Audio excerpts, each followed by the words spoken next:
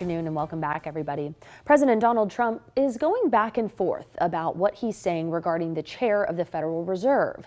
Yesterday, he said he has no intention of firing Jerome Powell, but 5 days earlier, markets tumbled after Trump said Powell's termination cannot come fast enough. The president's frustration seems to stem from him wanting Powell to lower interest rates. That's an action the Fed chair recently said he would not rush or take lightly. Joining us today to better understand the situation is James Galbraith. He's the Lloyd Benson Chair in Government Business Relations at the LBJ School of Public Affairs at UT Austin. Professor, welcome and thanks for joining us. Thank you. Good to have you. It's good to be with you. Yes, let's first help us. We would like you to help us understand why the president's comments about the Fed chair are so influential. Why do those have the power to shake markets like we've seen?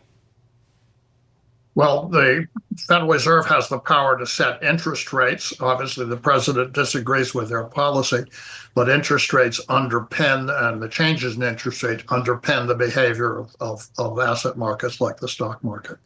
And of course, then there's the question of who is going to be setting that policy, the Federal Reserve Board and the Open Market Committee or the president. Obviously, the president has one view and the Federal Reserve has a different one.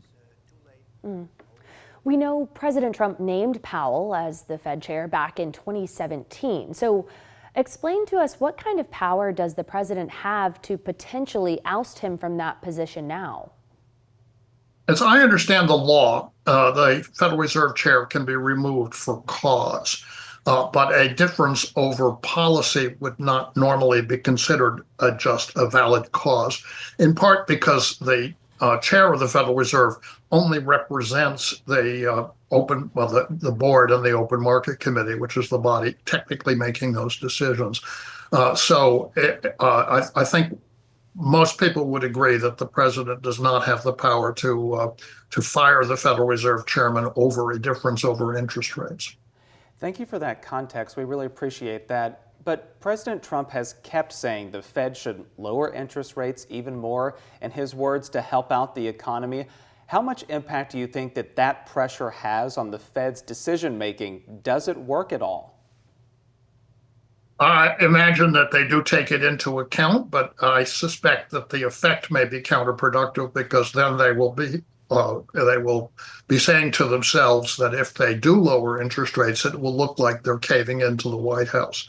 So that's a dilemma for the White House, whose policy position may not necessarily be wrong. But in fact, it makes it more difficult for the Federal Reserve to appear to be acting independently. We want to talk about some of those policy decisions. We know the Fed is responsible for promoting full employment and keeping inflation in check. However, Jerome Powell publicly said that President Trump's tariffs and his changing tariff plans could put the Fed in a challenging scenario, I believe was the quote, to address things like inflation. So talk to us about why these new import taxes could have that effect. Well, the tariffs are going to raise the cost and interrupt the supply of goods coming, especially from China, but actually also from other countries as well. So they're going to have a fairly sharp short-term effect on consumer price levels. And the Federal Reserve can interpret that any way it likes. It could say, look, this is just the tariff policy. It's not an underlying inflation issue. We should do nothing. But the Federal Reserve will come under pressure, particularly from people who I frankly don't agree with, who think that the Federal Reserve has the end-all and be-all of anti-inflation policy, to raise interest rates in order to counter that increase in the price level, as they did in 2022.